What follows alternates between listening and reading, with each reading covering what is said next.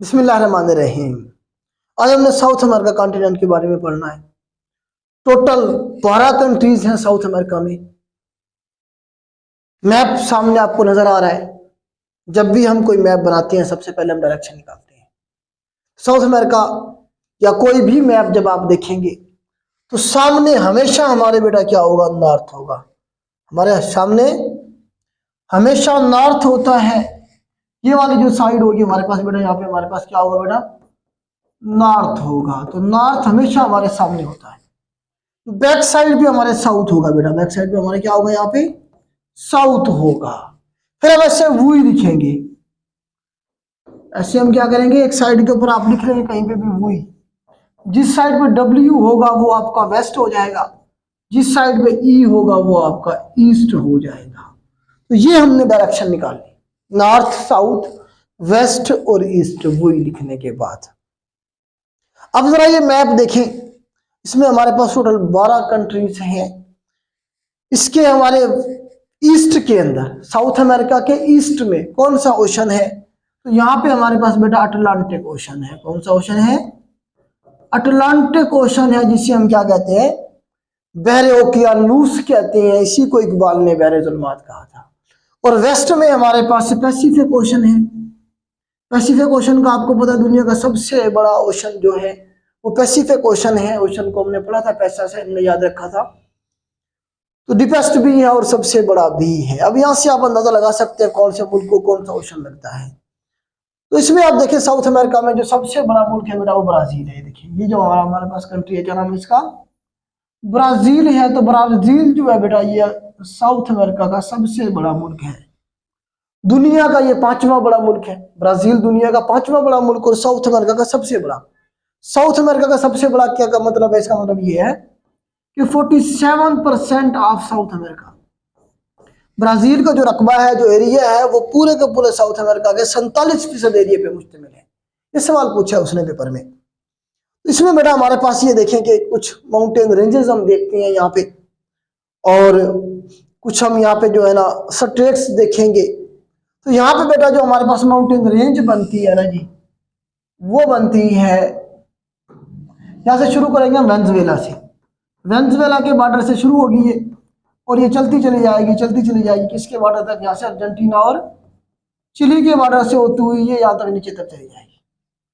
तो ये जो माउंटेन रेंज बनी बेटा हमारे पास, इसका क्या नाम है हमारे पास, इसका नाम है हमारे पास एंडीज माउंटेन रेंज, जो कि दुनिया की सबसे लंबी सबसे बड़ी माउंटेन रेंज है। क्या नाम है बेटा इसका, एंडीज माउंटेन रेंज। कितनी बड़ी है ये, 7000 किलोमीटर इसकी लेंथ है। 7000 किलोमीटर इसकी लेंथ है, जो वेनेजुएला से शुरू हुई और ये यहां तक नीचे तक चली जाएगी। तो एंडीज माउंटेन रेंज दुनिया की सबसे लंबी माउंटेन रेंज है। किधर है, साउथ अमेरिका में है। कौन से कॉन्टिनेंट में है, साउथ अमेरिका में है। अब यहां से अगर हम देखें मजीद, तो यहीं पे हमारे पास वेनेजुएला के अंदर क्या बनती है, फाल बनती है। फाल किसे कहते हैं, आबशार को। पहाड़ों से जब पानी नीचे गिरा होता है तो क्या बनती है हमारे पास, आबशार बनती है। तो यहाँ पे जो हमारे पास फाल बनी वेनेजुएला में, उसका नाम है एंजल फाल।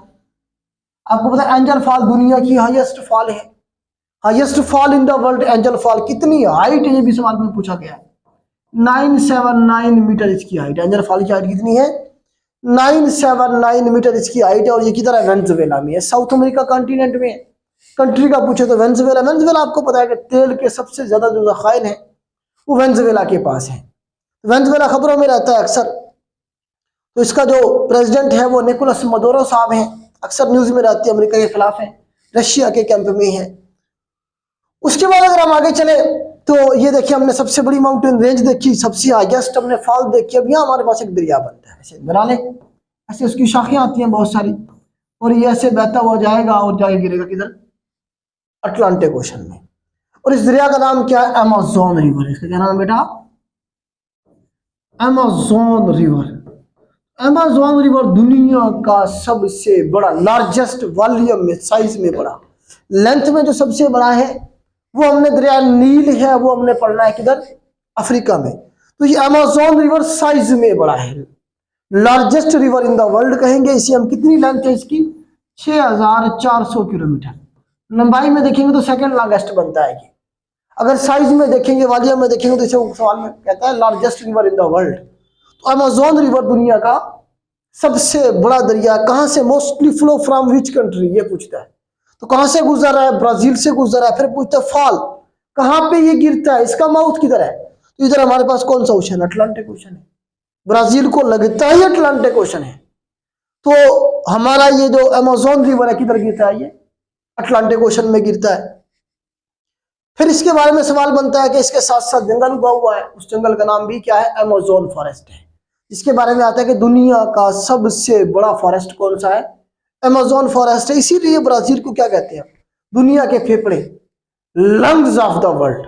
जो दुनिया की ऑक्सीजन है उसका एक बहुत बड़ा हिस्सा जो है वो 25 से 30% जो ऑक्सीजन जो दुनिया को प्रोवाइड हो रही है, मिल रही है, कहा जाता है उसमें ब्राजील का हिस्सा है 25 से 30% के करीब।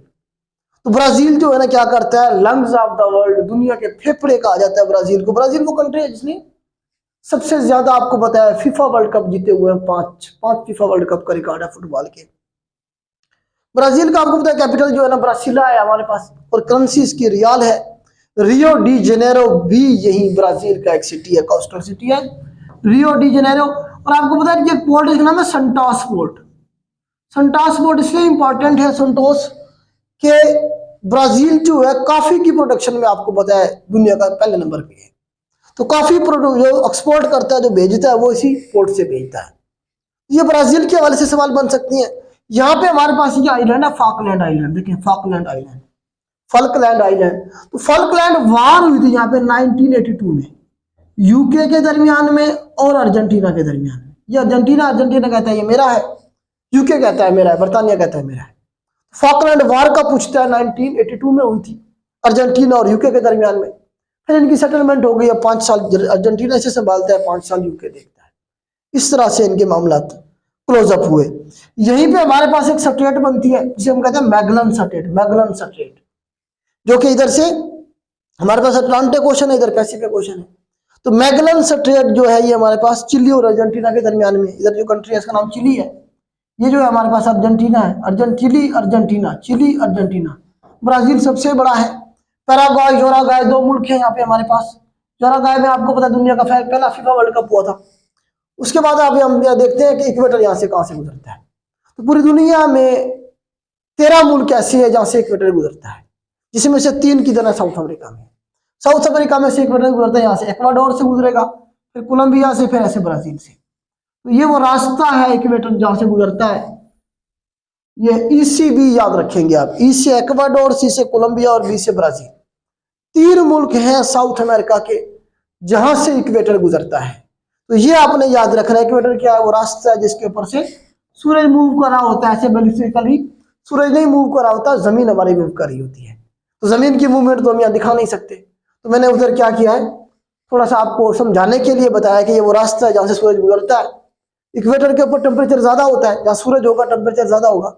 जितना कोई मुल्क सूरज से दूर चला जाएगा तो उतना टेम्परेचर कम होगा, वहां के लोग गोरे होंगे। तो इस तरह से बेटा ये सवाल बनते हैं। ये यहाँ पे ऊपर हमारे पास पनामा कंट्री है, यहीं से हमारे पास पनामा कैनाल भी बनती है, जो कि पैसिफिक ओशन को मिलाती है किसके साथ, अटलांटिक ओशन के साथ या कैरिबियन सी के साथ।